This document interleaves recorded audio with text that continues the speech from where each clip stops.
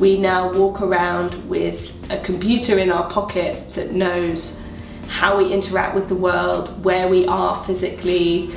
It knows the temperature, it knows the speed at which we're moving, it knows where else we've been that day, as well as knowing what we've read and what we've looked at and who we're talking to.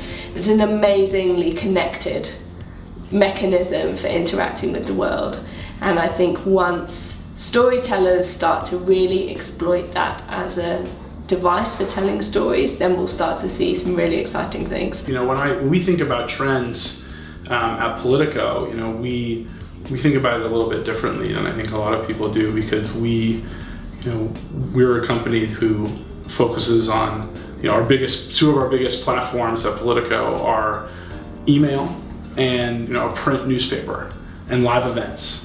And, you know, we have a huge amount of social media engagement, and we have our biggest audiences on our website, and all of those things are still true. But in terms of the trend that we identify with, it's really about how do you find channels where the people you want to connect with want to consume your information. Storytelling is essentially a new communication language. And what we observe is that new technology has enabled individuals to create their own story, to be a part of the story, and to share their own experience, their own ideas, to a platform that could go global overnight. For me, it's all about your audience.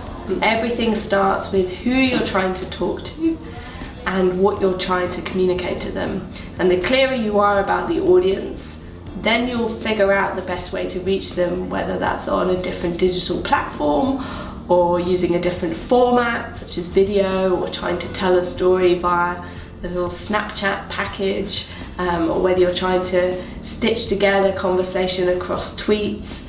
That all starts by being clear about who your audience is. The thing that I've been most impressed by has been I think the sort of renaissance in terms of just quality storytelling, in terms of TV, in terms of other kind of shared experiences like live music and live sports. I think that more than ever, people crave a connection, and people crave a really authentic, new, interesting story. Favourite story at the moment? Well, I mean, it's been an extraordinary year to arrive in Brussels as a journalist, because there have just been so many stories. When I first started talking to Politico, migration was a big crisis. There was the Eurozone crisis. Migration's still going on. Now I'm a Brit and I spend a lot of time in London. I still live in London, so we're all obsessed with Brexit and the referendum and whether that will happen.